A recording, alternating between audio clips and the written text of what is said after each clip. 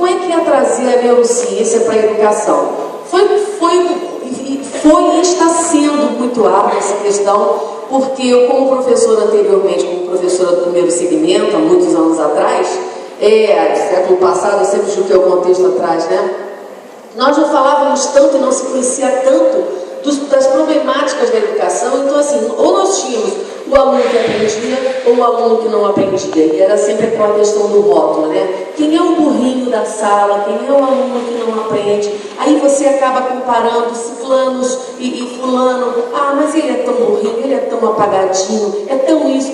Não está muito longe não, porque isso ainda continua acontecendo, né, gente? Mas assim, a grande maioria das vezes nós estamos começando a nos atualizarmos agora, então a gente começa a ver o seguinte: hoje nós não podemos mais falar de rótulos.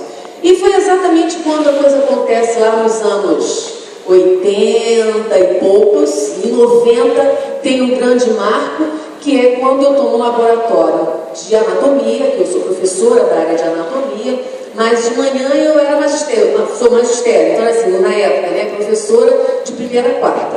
E com todas as dificuldades e transtornos de uma sala de aula. E um belo dia eu disse: gente, não é possível que o que eu esteja estudando não tenha uma contribuição para a minha principal função, que é a professora, né? E aí eu começo a entender e a caminhar dentro do processo pedagógico com a questão da neuroanatomia, que até então não tinha uma relação muito efetiva, porque a pedagogia não aceitava a ciência de jeito nenhum e a própria ciência jamais encontrou um diálogo com processos pedagógicos. Até que um dia a gente começa a estudar e começa a perceber que aprender ele acontece no cérebro. E muitas das vezes as pessoas não conseguiam entender esse processo do que é essa aprendizagem cognitiva, o que leva ao pensamento, o que leva ao raciocínio, o que traz as emoções, o que falamos das relações afetivas o tempo todo na nossa sala de aula. Mas existe um grande ator principal nessa construção desse eu, dessa identidade,